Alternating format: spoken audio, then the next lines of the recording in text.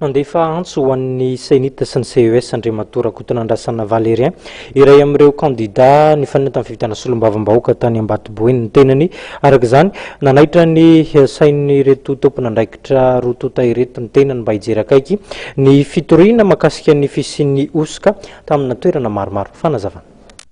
amin'izao akatoka ny amoahany senita ny vokatra vonjomaika zao zany amin'ny kandida solombavavahoaka ny tenanay tany amin'ny district any Ambatoboeny dia manamafy zay zany ny fanambarana nataon'ny senita taorian'ny fetin'ny Noely iny zay nilaza fa hoe miariary loatra ny osika sy ny alatra tao amin'ny district any Ambatoboeny nataony ohatra manokana zay ary entitra dia entitra izy miteny eto zany dia milaza manamafy fa nisy tokoa zany io resaka osika io raha tamin'ny district any Ambatoboeny pirofo raha miisa 157 ny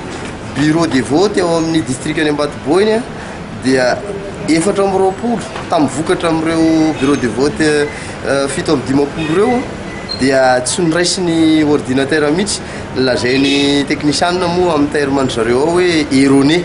ka ireo vokatra reo zany dia manamarina nyreny fanambarana reny gaga indray ny tena ko raha naheno ny fanambarana nataon'ny mpampiaka tenin'ny senita tamin'ny alina fa hoe